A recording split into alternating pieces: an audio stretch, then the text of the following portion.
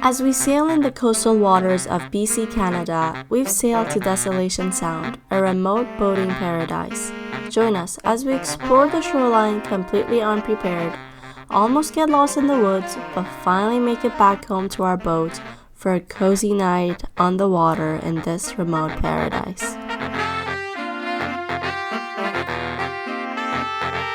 Found a path, finally. Yeah, this is quite the jungle path.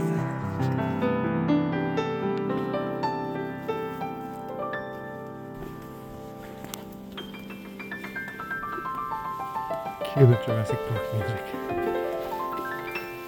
The path that we initially wanted to go to was closed. So we found another one. And yes, I am doing this path with flip-flops, with zero grip, leather. Bad idea. Bad idea.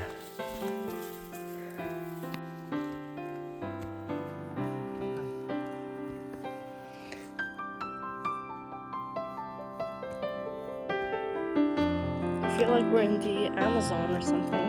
Isn't that what it feels like? Yeah. With less deadly spiders. Yeah.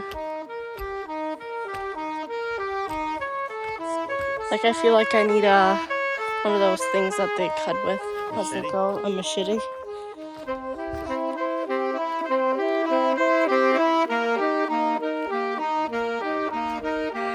Yeah. That's what it feels like.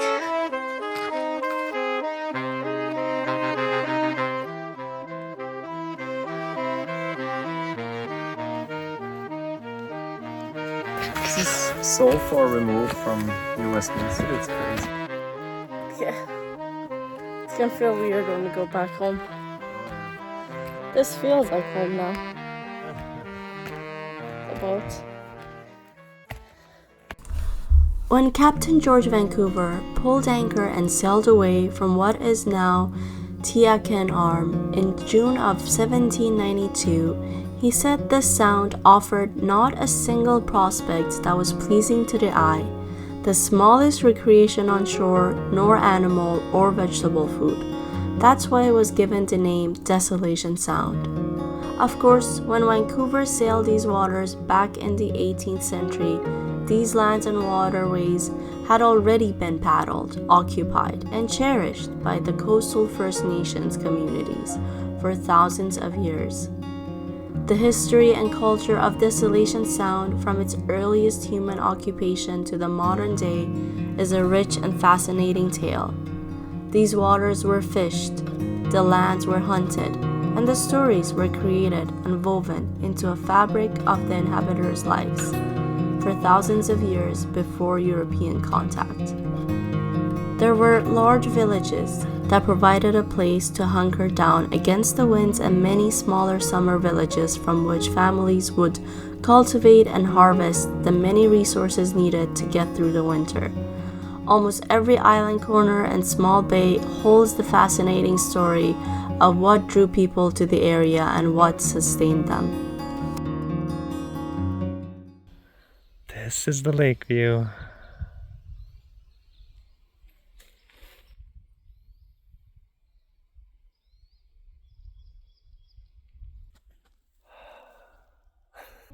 We're both doing the What's going on?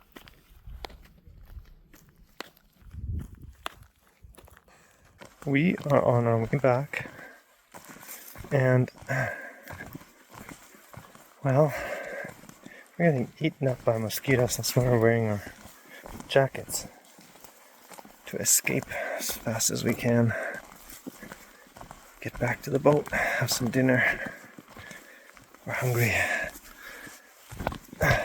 We finished the hike and escaped the mosquitoes. Yeah. That was, Mosquito town up there. that was annoying in the end. Mm-hmm. Our boat is right over there. There it is. Go. Now off the paddle there.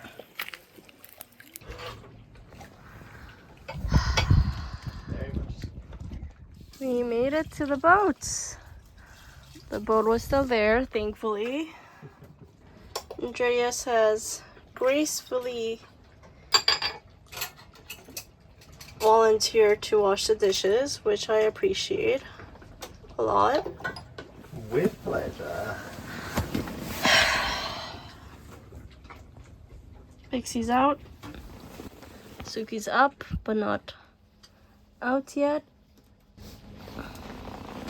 I wouldn't call lying around on the ground up and going crazy.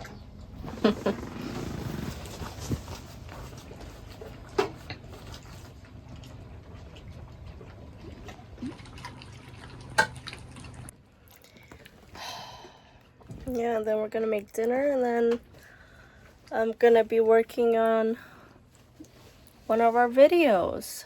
We're gonna be working on our very first Gulf Island video, which if you haven't checked out, I'll put the link in the description. Go check that out.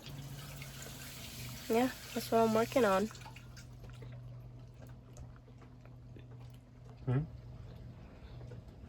What?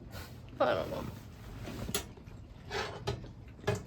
Pixie, what's that? What's there? It's a cat amaran. Is that a cat amaran, Pixie? Oh! So somebody says cat amaran? I'm gonna come out. Somebody says cat?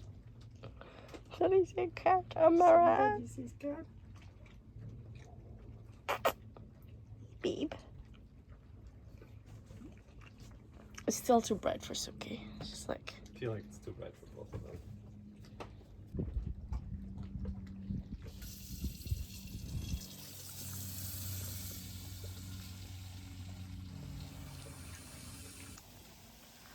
Just cooking up some some dinner. Chicken in there. And then we have some mushroom and pasta. Choop, choop, choop. And that's the view. It's a pretty amazing view.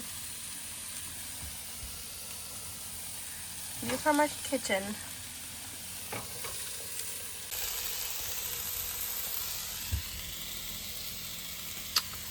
And now I'm waiting on the chicken from the meat guy. Meat guy? Hi, I'm the meat guy. Meat guy. Meat guy. Haha. And the cats, one's in the quarter berth, I think. Over there somewhere, yeah. Hey, Pixie. Do you want dinner, Pixie? The other one, I think, is over here. Yeah. Hello, Sooksterdy. Love you. So I was just telling Andreas about how Wonderful. How great. how wonderful, like, our view, like, from our kitchen view is. It's so beautiful. So I was just showing him, like, look, like, can you, like, believe, like, how pretty is this? And then he's like, what? What do you mean? I just see water. Because this is my perspective. And this is hers. Mine. So that's Hers? what I see. Mine. Hers. Beautiful. Not so much. Yeah. I think they designed this boat around people her size. My size is very happy. Yes. Pretty. Also headroom.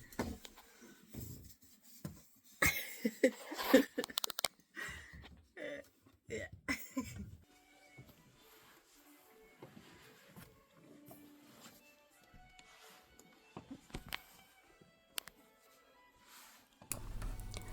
After sunsets, the tranquility and the peacefulness of the bay was incomparable to all the other places we had anchored at before. There was a sense of community between the boaters. Even though strangers, it felt like home. There were even some people playing instruments and others who were listening to it from their own boats.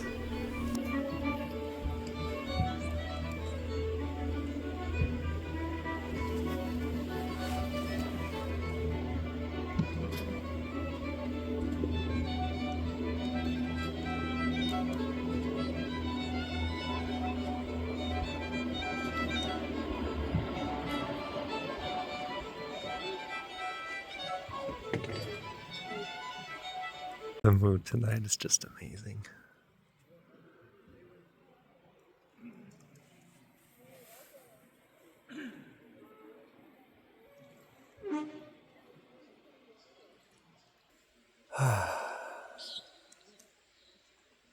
This feels amazing.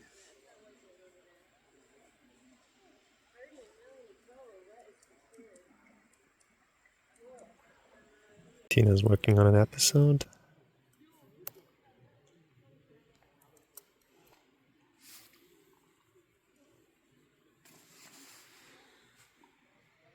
What better place than this?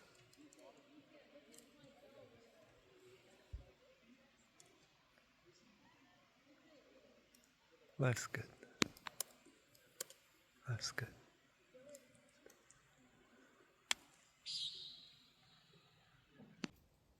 Yeah, so somebody had to use the washroom, and now Andreas is being kind enough to dig it out so we don't have to smell it. Yes.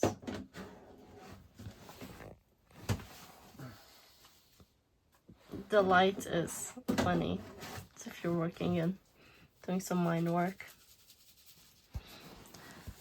The thing with this litter is that it's very dusty.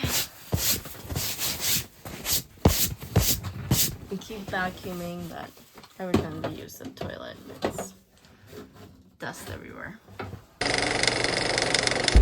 Some of us need to have eaten something before we anchor because we get hungry, and to avoid that, we need to quickly make ourselves something to eat. So that's what I'm doing now, fighting the hunger monster.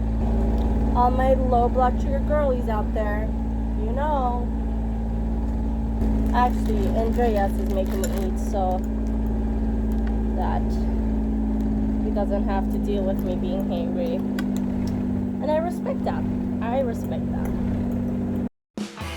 If you like this video, please give it a thumbs up and watch some of our other videos that look interesting to you. Make sure to subscribe to our channel and stay tuned for the next video. Bye for now.